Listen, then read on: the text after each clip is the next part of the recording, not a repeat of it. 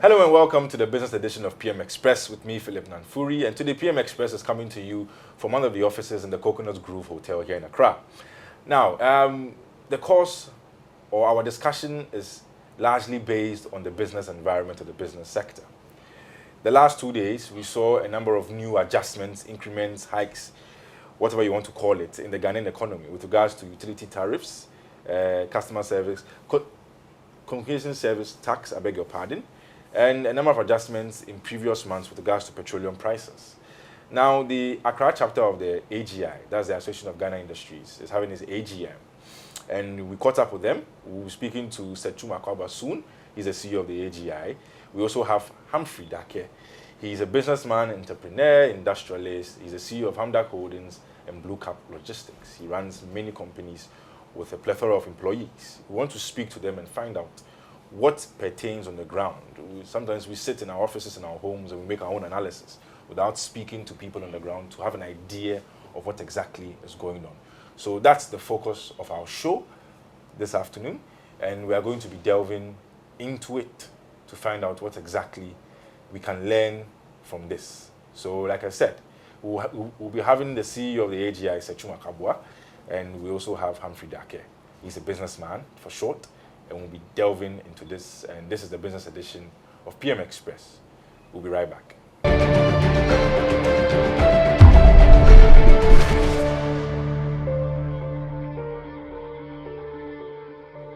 Right, welcome back, and we want to delve into our conversation. I'll start off with Humphrey Dake.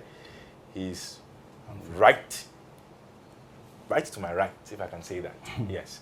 And we'll be delving into the issues step by step. He'll be sharing insights with us, what exactly is on the ground and what we can learn. And most importantly, as the year comes to an end, 2019 is almost over, what he expects largely as a businessman and the way forward for us. So I'll say, Humphrey, thank you very much for joining us. Thank you. It's a pleasure. It's Humphrey Eyim Dake. Humphrey Eyim Dake. Eyim Dake. Thank you very much. You don't take away my grandfather. At all. Apologies for that. Oh, it's a pleasure. Okay, so let me start off with this. 1st October, there were a number of new developments in the economy with regards to utility tariffs and the communication service tax. Earlier on, we've had an increase in petroleum products, etc. Businesses, individuals are always complaining that these increments or increases are going to affect level of productivity and going to affect their fortunes, and essentially it's going to bring hardship and increased cost of living. On one side, we have the argument from the government circles where these things are necessary to prop up revenue, to put us in the right place. Nigeria, for example, just to go there, scrapped a number of tariffs, a number of subsidies, I beg your pardon, so that their budget and their fiscal room is spacious for them to implement a number of things. Ghana is also trying to do the same. Should we always look at increments as a negative thing? All right, thank you. Well, from the perspective of an entrepreneur and a management consultant playing in this space over the last 20 years, to the businessman or to the entrepreneur, a manager of a business, one key thing is predictability in your enterprise, in your various cost elements, in your, we call it a SWOT analysis. You should be able to predict to impact on your production, on your sales. But the question you've just asked regarding the adjustment in the various tariffs and the other related one. As part of the Association of Ghana Industries advocacy, we have always maintained the argument that the automatic adjustment formula should be a tool for adjustment of utility prices such that we can always plan and execute our costs and do adjustments. Once we do not have that in place, it then becomes a difficulty for the industrialists or the players in the space, business space, to do adjustment as and when needed. So the fundamental must be stated is predictability and in cost computation. Considering the tariff adjustment on the telecommunication, I think that came out in the mid-year review budget adjustment. However, the implementation started from October. Will one say that that was enough information to lead to computation and adjustment of your various costs? That I leave it to the business community to judge. Then that of the utility tariffs. I believe there was an indication when we had the previous adjustment about a couple of months ago, somewhere April thereabout, and there was the indication that there will be a further adjustment. Going forward, our advocacy and our concern is that let it be predictable. We know every quarter or every half year there's bound to be this adjustment. So when I'm doing my forecasting for my various cost elements, I make provision in my cost element with some variation, and we call it prudent costing in your projection. If you do have it, and there's such adjustment, possibly I have done it for the whole year or half year, there's no cause for alarm. I'll still maintain my prices, and I'll still go out there and make sales. So we need predictability, forecasting, so as the business community will have it in their books. So when you go on that tangent, a category of the business community might not have much to worry because they will prefer sustainability in the power production and supply and distribution so as they could have their peace. Therefore, they would have done an adjustment in their forecasting. And therefore, I know in the 2019, there'll be no power cut. I can still maintain my volume. So how do I mitigate that cost? I may need to increase my cost. I may need to increase my volume of production to reduce the costs in terms of mass production. Or I may need to reduce costs by either laying off staff or make sure that some other advertising issues, other non-essential, non-core products are managed such that I could still attain my revenue costs at the end of the year. So fundamentally to that, it's prediction. Because you see, if you go on the score that the total increase or the aggregate impact by virtue of the various increments, and the cliche goes, there's high cost and therefore there's difficulty. When you go on that tangent, there's that probability that we cannot even produce and sustain ourselves because there will not be power. So it's a cash cow issue. It's a very delicate one. So to the business community, we need prediction, we need predictability in such tariff adjustment, and then we can plan effectively. You mentioned predictability, and you also mentioned that as a business, dropping non-core activities. You mentioned advertising. For a minute, my heart just sank there because pardon me, because that's exactly what we in the media thrive on. But coming back down to a business function, if you have this amount of predictability in tariffs, in petroleum products, in etc., cutting non-core sounds okay. But with regards to, you mentioned employees, etc., as a business, what do you think if we have businesses that are struggling with some of these increments or changes? What generically speaking, what would you advise that they do to survive the waters, generically speaking? All right, so let me do this. So when I said non-core, it doesn't mean that you cut off advertising. You prioritize, let me use the word, prioritize your spending pairs. So maybe if I do 20 advertising per year, I reduce it to 10. Okay. And I deploy other form of advertising to complement it, just to rationalize my cost. So I'm not coming against I know. So and you could go in through your non-core and you still find a number of products that will aid you to do your cost-cutting measures. However, you ask the question, what is the aggregate impact to the general business community?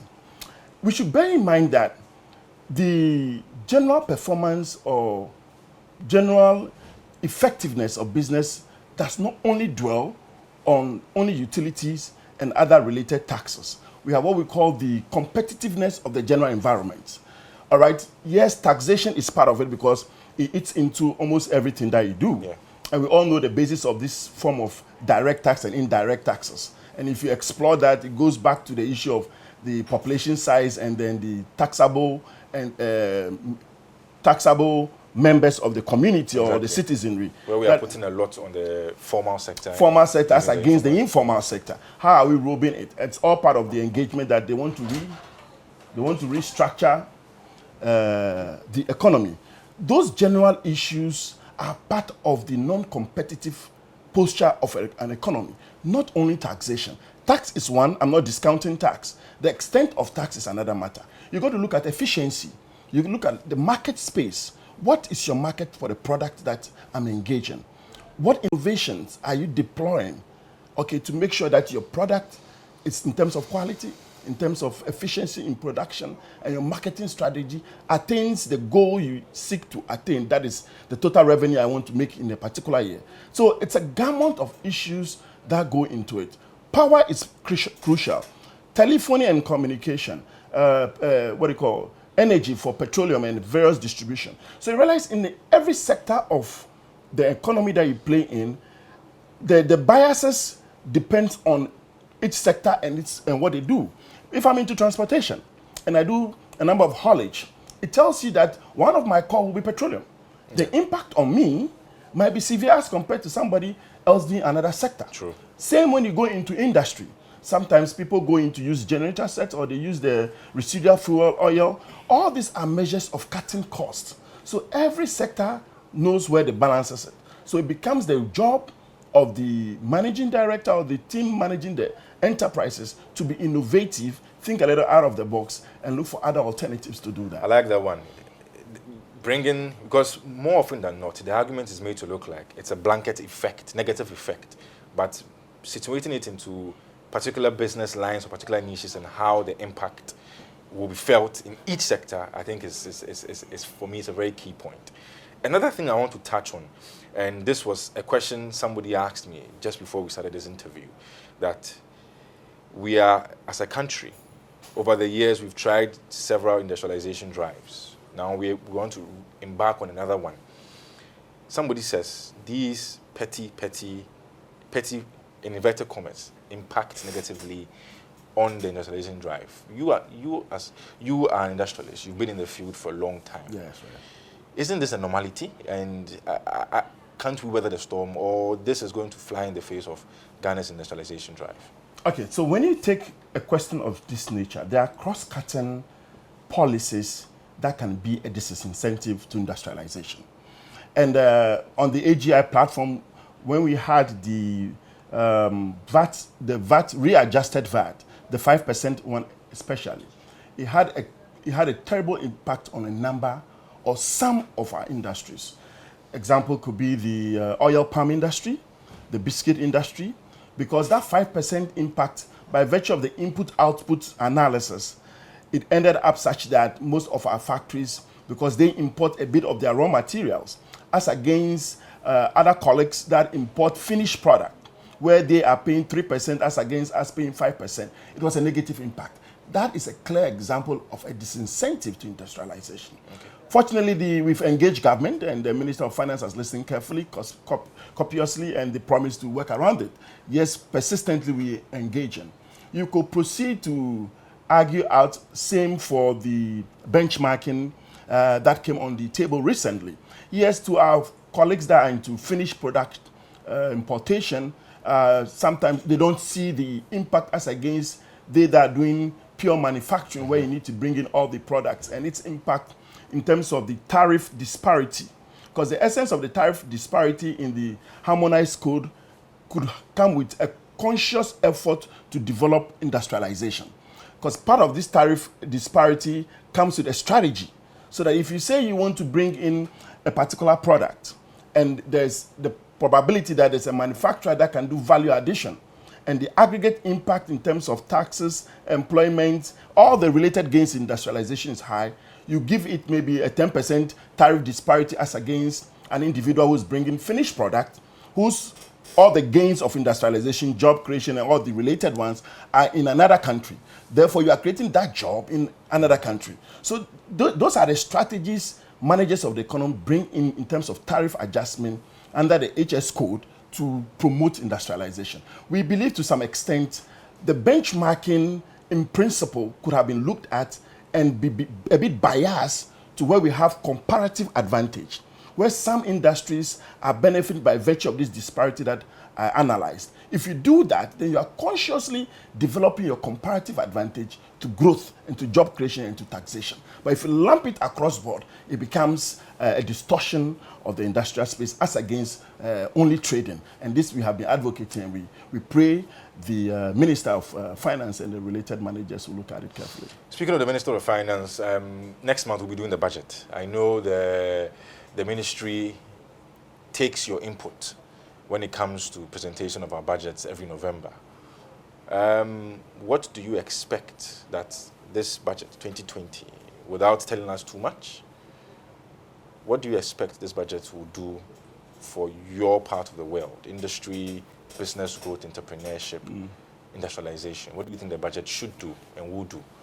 Okay, it's a prayer that I stated in the speech now that entrepreneurship, the discipline of entrepreneurship, it's today that that awareness has been created. We need to drive that discipline such that more of the youth will step into the field of entrepreneurship and take their destiny into their hands. Number two, we expect the budget should be inspirational.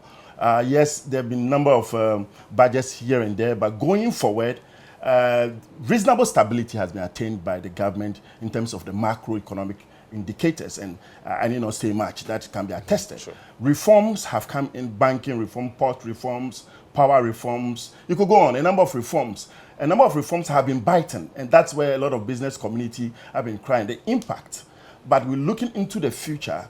It's my prayer that it should be an inspirational budget that will bring some flexibility and unleash the entrepreneurial drive into the society so that we could go all out and do the next for our country and bring firm hope for the future. This is why. And secondly, we've mentioned a few concerns like the benchmarking and the issue regarding the VAT.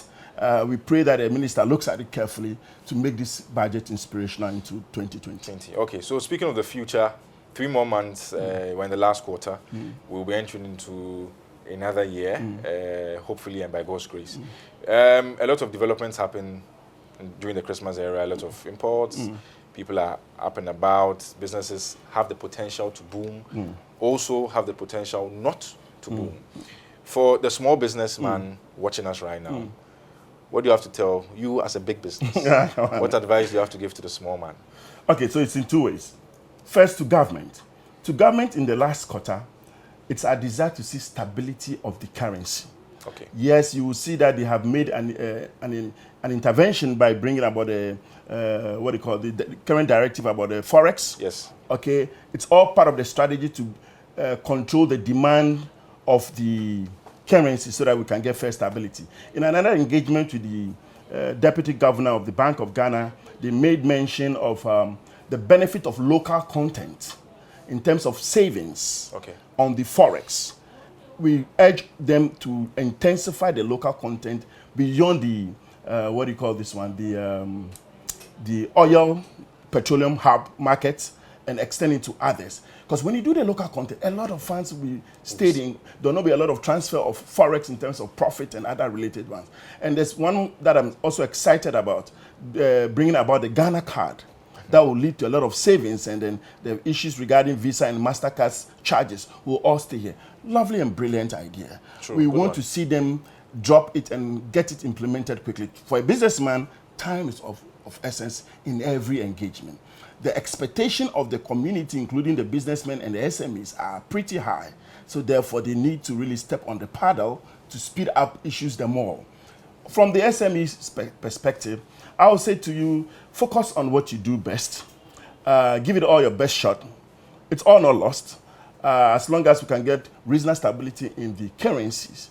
But whatever you do, deploy more marketing tools today with the WhatsApp and the various mediums of marketing. Handles, drive it, make your product quality, and I believe the Lord will shine on you. Thank you. That's Humphrey Eyimdak. He's the CEO of Hamdak Holdings, Blue Cap Logistics. He's an entrepreneur, businessman, and industrialist. And he's the first half of our conversation, sharing with us the recent developments in the economy, particularly from the 1st of October, just 2 days ago. The next half, we're going to be speaking to Seth Chum Akwaba. He's the CEO of AGI. Let's see what big industry with a bird's eye view or with the eagle eyes will tell us about what's happening on the ground and what we can learn. This is the business edition of PM Express. My name is Philip Nanfuru. We're taking a quick break. We'll be right back.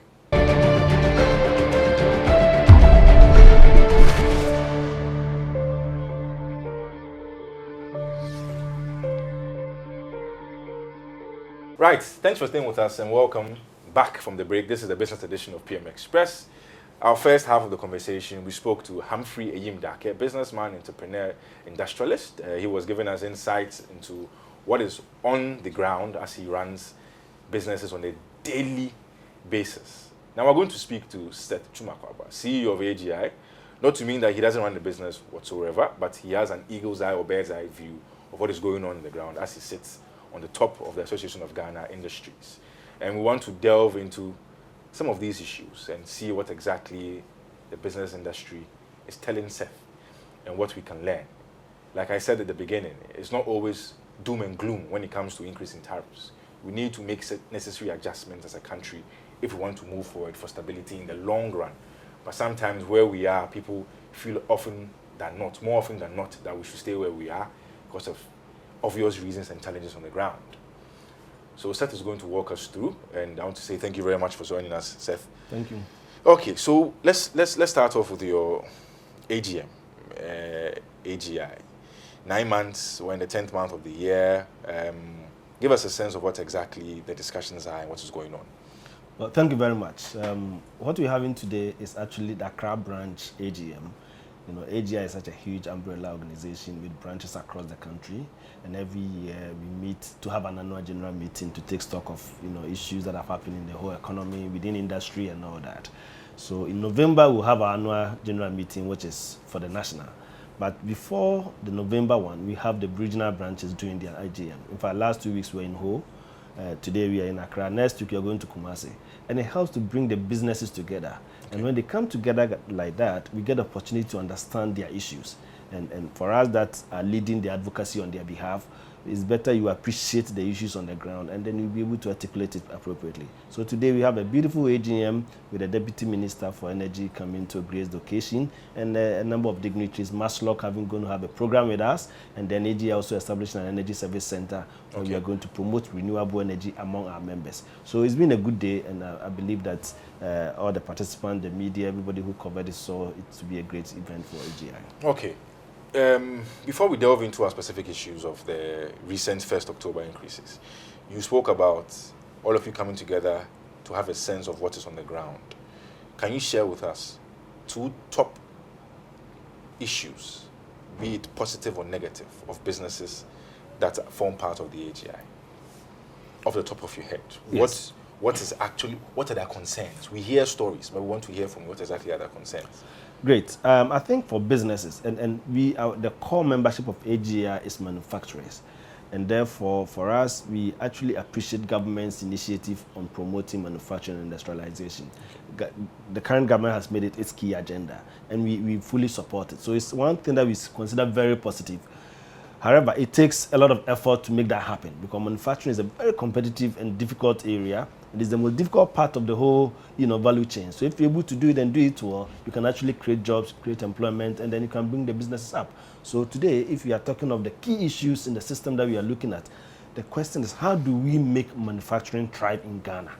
Especially in the wake of the Continental Free Trade Agreement, if you have a successful manufacturing sector, then you can be sure that you can protect your market and then also export to other markets and create the jobs. So the critical issue here is strategies to make sure manufacturing works, and that is what is critical to most of our members. A key part of it is also the fact that you need to have macroeconomic stability if indeed you want the environment to work. Businesses need, and you listen to Humphrey. As a businessman, he told you that the key issue for most business is to be able to plan and predict. Flexibility. If you're able to predict the environment, you can plan as such. Even if there are difficulties in the environment, once you can predict, you can plan and you can strategize and be able to circumvent the situation. So macroeconomic stability is key for businesses. And I must say that we are seeing some reasonable stability, especially when you look at the second quarter business barometer of AGI. You saw that the confidence level went up a bit, and it went up because there was reasonable stability in a lot of the macroeconomic variables.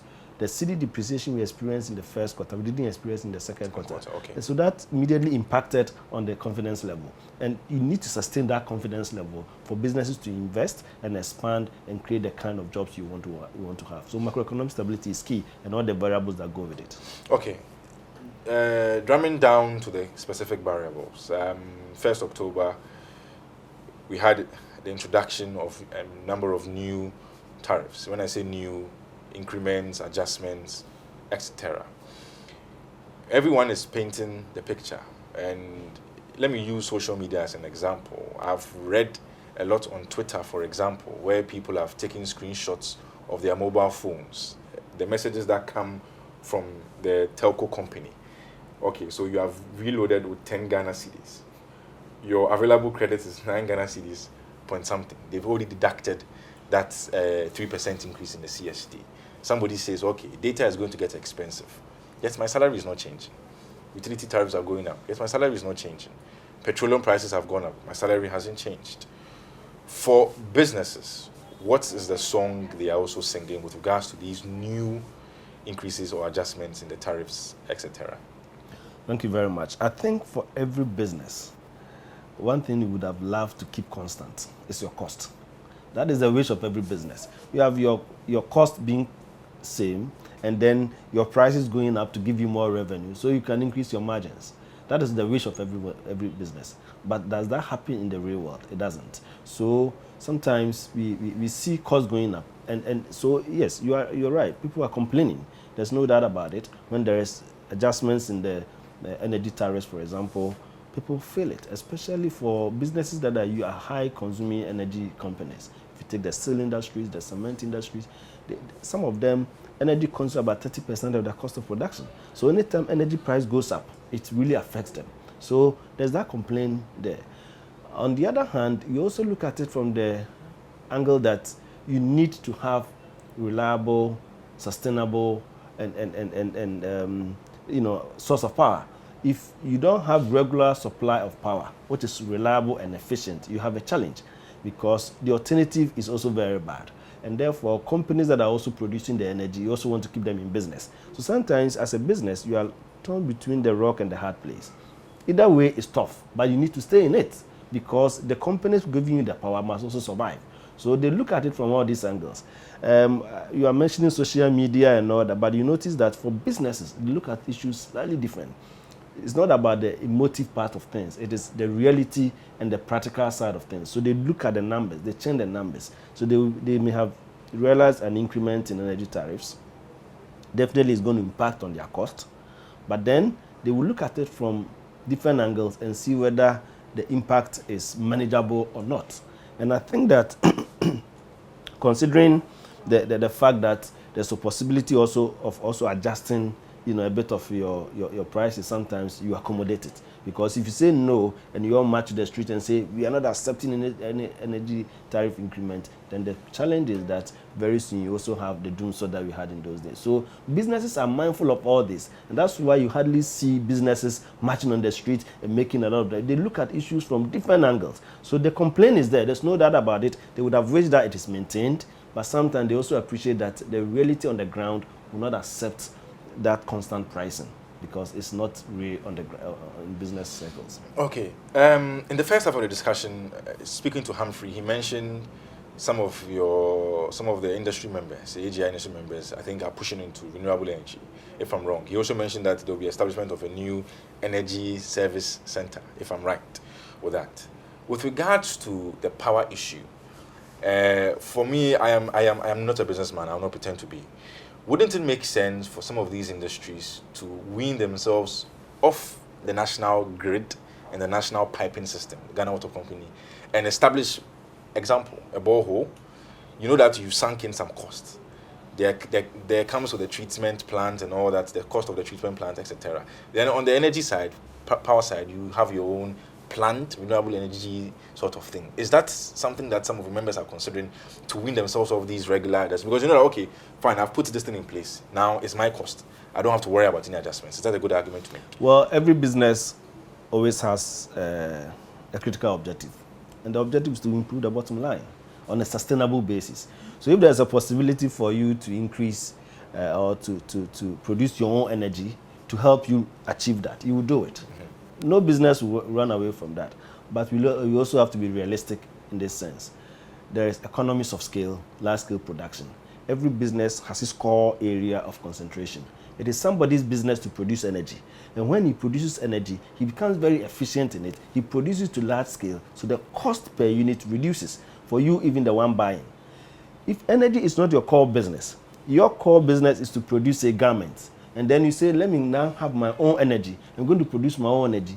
You will not produce at the economies of scale and an efficient way that will give you that kind of improvement on your bottom line. So it may end up even becoming more expensive for you to produce your own energy. So I don't think that is the route to go.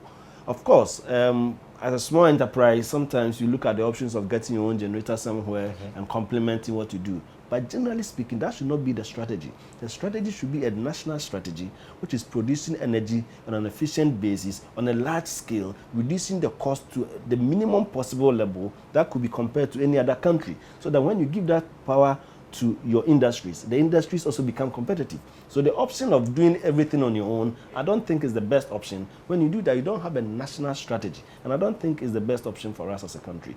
At the individual company level, explore various energy options, no doubt about it. But at the end of the day, you look at the one that will give you the minimum cost to make you break even and make more profits. Renewable energy has come into the fore. It is the way to go. We are all looking at it.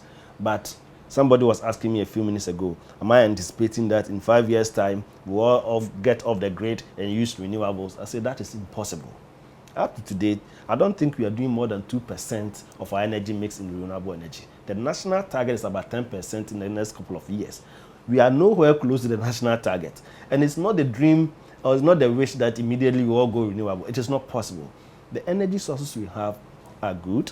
Of course, in the long term, you need to have a mix of the renewables, and then the hydro, for example, is very good. But hydro has a limit, because it's a resource you need, the water resource you need to generate the hydro. If you don't have enough of it, you can't generate anymore. So where you are now, it is good, but add other sources to complement it. The most important thing, as I said, is that how do you get energy at the cheapest possible price to improve on your bottom line? That's how business people think. Okay. Again, let me refer to something Humphrey said about making internal adjustments to, like what you were saying, looking at the bottom line. He was talking about removing some non-essential expenditures and realigning and putting yourself back up so that you can do and add again to the bottom line eventually. Looking at the year 2019, as we inch towards the third quarter, we're towards the end of the year, we've had a lot of issues since 2017 because of the banking sector related or the financial sector related issues. From the industry perspective and the potential manufacturing has to rake in jobs, these little increments that are going on, do you think it's enough to offset gains that have been made and will in itself impact gains that can be made? So simply put, what is going on right now, is it enough to destroy gains in the manufacturing industrial industry? Oh, I think what is going on right now is only very recent.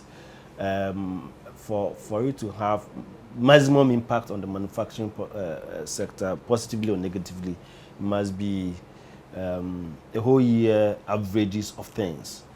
So you look at it, last year there was significant reduction in the energy levels, about 25% or so for industries. That was very significant. Of course, our energy levels have always been very high. Energy cost tariffs have been high. So even when you had that reduction, people felt it, no doubt about it, it was positive, but we are still high. So if today you are having some increments, you will see that it's an adjustment that you don't like, but you have no choice than to absorb it. Will it impact? Yes, it does, because it's adding to a bit of your cost of production. But then businesses are also always looking at ways to survive, so they also adjust a little bit. And the way to adjust is you cut down costs in certain areas that you can accommodate. And Humphrey mentioned that you prioritize your expenditure. So areas that you can have a bit of room, you cut down a little bit so that you are able to stay above the water. Because there are certain areas like energy cost. If you don't have the energy, you can't produce. So you are not in business. you have no choice. So those ones you just have to accommodate it. So you do a bit of adjustment where it is possible to also look at the revenue side of things by adjusting your prices a little. You also do it, but I must quickly add that price adjustments are always very difficult because you are competing within a market which is not only the source is not only from your own environment but also from external sources. Yeah. So when you're doing price adjustments, you're not only looking at products that are being produced in the country that are competing with you, but also imported products that are also competing with you. So if there is a cost increment which is tending to wipe off your gains, then you need to do some adjustments. And adjustment, as I said, it could be the cost side where you can cut down, and then the revenue side where you can adjust. If you have a bit of room, you adjust a little bit without losing your market share. So a combination of them, that's what the businessman does. He's always strategizing to see where can I adjust, what can I do to keep things same, and then if areas that I can also improve. Sometimes they also diversify. That's why you see some of the businesses, if it's product, they have different product portfolios. If it is business, they have different business lines. Where it is possible to adjust, you do. Where it isn't, then you cut down. So you do that and you're able to survive in the market. And then in the long term, you succeed. That's what business people do. Sure. The budget is going to be read, and then I must ask you, more often than not, it seems like what is contained in the budget is a surprise to people who are not part of the process. Mm-hmm. You are part of the process of the budget cycle in Ghana. Your inputs are put into it. What do you want, if already engagements haven't been going on, what would you want to see in the 2020 budget? And if that's the case, apart from wanting to see certain things in there, what do you think the budget should address? I think, yeah, that's it. Great, thank you. I think AGI, we've always been in a privileged position of being engaged when it comes to the budget issues. And I think successive government has done that very well. And the process we use is that we also collect information from our members. Anytime we start the budgeting process, we send information to our members. If you have any issue as an industrialist, as a business, bring it to us. We put it together. We make a presentation to the Ministry of Finance. But I must say that it's not every presentation we make that is accepted and is incorporated in the budget. There are some instances where some of the issues we have tabled were not taken on. But in most cases, they listen to us. And then some of the issues we raise are taken on. So for this year, we have expectations. We have expectations based on inputs we have submitted, and the inputs we have submitted is either because some of the issues we've already articulated haven't been ironed out, or new thinking that we think should be looked at. And there are a number of outstanding issues that we are expecting that this coming budget should take care of it. For example, at the beginning of the year, we had this challenge with the benchmark values being reduced by about 50%, and industries had complaints about it because it was making the imports cheaper than local production. What it meant was that local industries were not becoming very competitive. So it's an issue we've tabled very strongly, and I mean, trust AGI. We've been to every level to articulate this. The Minister of Finance, Minister of Trade, EMT, we've written petitions, and we are confident that in the 2020 budget, this issue should be addressed. Our position was not to say that don't reduce the benchmark values at all, but we thought that for products that we have local capacity and we are locally competitive, support us to produce it in large scale so that we can also export to other countries. But don't have a blanket benchmark values reduction for all products. It is not the best of policy. So we have articulated that, and we expect it to come into soon. The second one, Humphrey mentioned it, is about the 5% straight levy that we experienced also last year, in the last year midterm review, because the input, the VAT arrangement, we have input and output tax. When you as VAT is actually an input tax, so you can actually recover it from the incidence of the taxes on the final consumer. Mm-hmm. So when you charge 17.5%, it means that when you are recovering, when you are selling the products, you can actually pass on that cost to the consumer. Yeah. But there was an introduction of 5% levy, which is such that instead of recovering the 17.5, you can now recover 12.5. So the 5% becomes a tax. And that tax is an additional tax burden or cost to you. And it's also very worse for the manufacturers, because it is the manufacturers who if you look at it, it was really targeted at the manufacturers, and that's where we had concerns, because it's making imports again cheaper than manufacturers. Okay. So again, we've asked the Ministry of Finance to look at it, and our expectation is that 2020 budget, this particular tax issue will be looked at. We've also talked a lot about other areas of supporting local industrialization. Government has talked about the 1D, 1F initiatives and all that. We think so far, gradually it is coming up. We see the factories being set up, but our enthusiasm about it, that we see so many factories set up, has not fully been harnessed and realized, because we don't have a lot of money pumped into it. We think that some funds should be earmarked for industries so that you can tap into it to expand. Bear in mind that the 1D, 1F business factories, for example, are largely startup factories. And for startups, getting money from the conventional banks, from and doing long-term investment is difficult. So you really need an investment fund which is driven by government or other agencies that is development oriented to be able to tap into it. Because commercial banks, they ask for your 3-year, 4, 5 years history, records, and then look at your cash flow and all that. But if you're a startup, how are you going to do it? So you need to have a development fund. And I think that in the budget, let's make good provision for that and have an arrangement that will enable the businesses to access it. What about the development bank? Government says they're bringing on board now. We thought it was a good idea. It is something that AGI has been articulating. We are aware that government is keen on doing it, but we need to quicken the pace a little bit, because business cannot wait. Here we are, suddenly we have gone into the Continental Free Trade Agreement. Companies elsewhere are strategizing, they are expanding, they are aiming at your market. So the longer you wait, the more difficult it becomes for you to be able to take advantage of opportunities and rather become a victim. So good idea, let's have it, but let's quicken the pace and have it immediately, so in this budget, we would like to see, these are some of the things we would like to see in the budget. Clear funds earmarked for development bank, clear funds earmarked for one district, one factory, clear funds earmarked for SME development. Of course, the other parameters for making it work so that people also don't take undue advantage and misuse it should also be developed along the line. And then altogether, I'm sure we'll be able to grow businesses. This is the business edition of PM Express with me, Philip Nanfuri. My guest, Chuma Kwabwa, CEO of AGI. We're taking a quick break. When we get back, we'll wrap up our conversation. We'll be right back.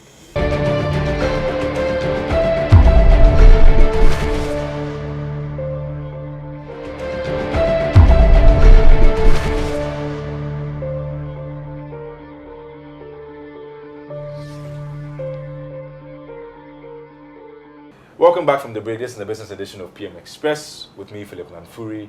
My guest, Chuma Kwabwa, CEO of AGI. We're in the last leg of our conversation, and we want to look at the future in terms of the last 3 months of the year and 2020.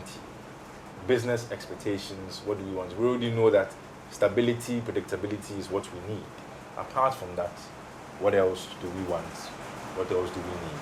So Seth is going to walk us through this, and we'll wrap up our conversation here on the business edition of PM Express.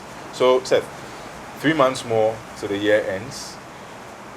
Earlier on in this year, we saw rapid depreciation of the Ghana cedi that affected a lot of things. Consequently, you mentioned that it stabilized. We have 3 more months to the year ends, where we'll be going into another year, 2020, by God's grace. What are your expectations? What do you expect? What do you want to see?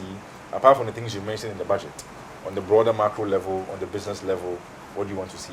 Even if it's to us, the media, if you want to see us doing more with regards to highlighting the business issues and things, what do you want to change? Thank you very much. Yes, normally we monitor the business environment a lot. So on a regular basis, we know what is happening.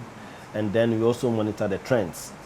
And we know that normally in the last quarter of the year, things improves a little bit, especially when it comes to marketing of products. We are getting to the Christmas month, so you see a lot of imports coming in because we also depend a lot of imports. You see local production also being stepped up because people are disposable income for consumption is higher, so people are consuming more. So generally speaking, the last quarter of the year normally improves.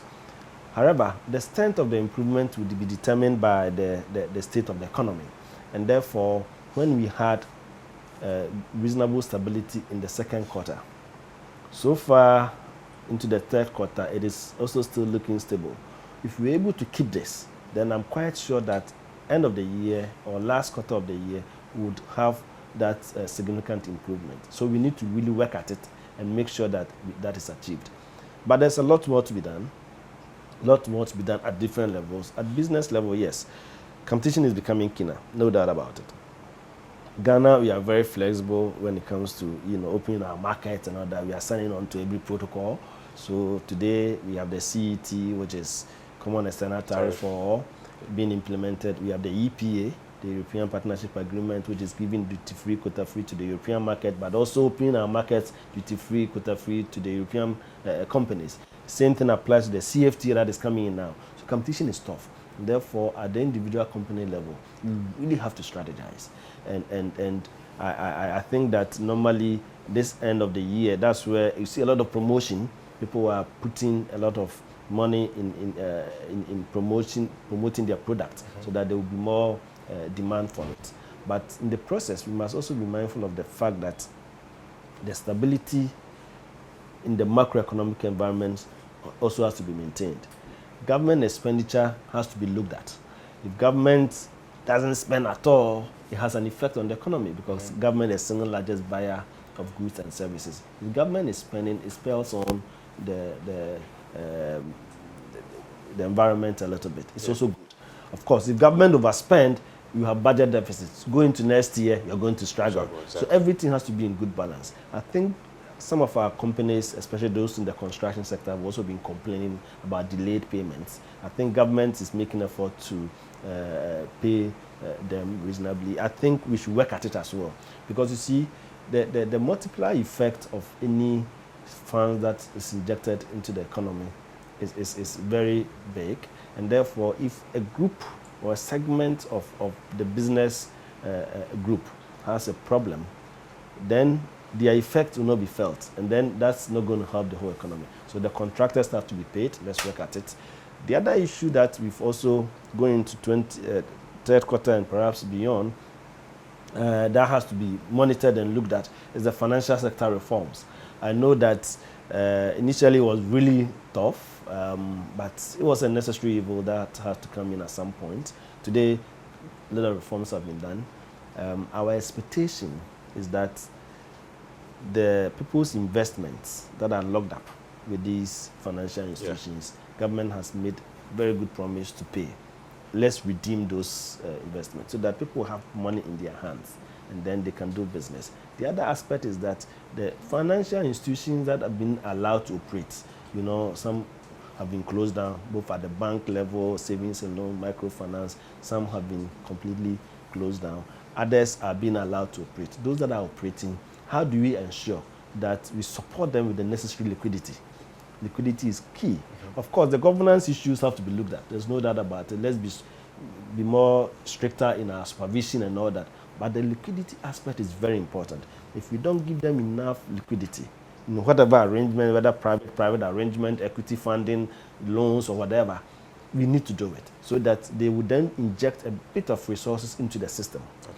At the small enterprise level, they need these resources to buy the goods, to sell the products, to make the money, buy the manufacturing products so the manufacturer can expand. All this have multiplier effect. So if the economy is a bit slow, it is probably because some of these things were happening. And they were necessary to correct the system. The reforms were probably important to correct the system. But the reforms have to be completed. It has to be done in a way that brings confidence back.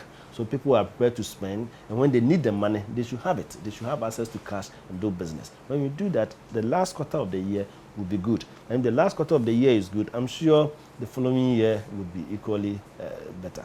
Seth, I want to say a very big thank you for your time here. Pleasure. This has been the business edition of PM Express. My guest, first one, Humphrey Eyimdake, businessman, entrepreneur, industrialist. And second guest, Seth Chumakaba, CEO of AGI, that's the Association of Ghana Industries. We've been looking at the business environment, particularly as we wind down in the year 2019, and with the most recent adjustments in utility tariffs, charges, etc. on individuals, businesses, and consumers. I want to say a very big thank you for your time. My name again, Philip Nanfuri. Do have a good one.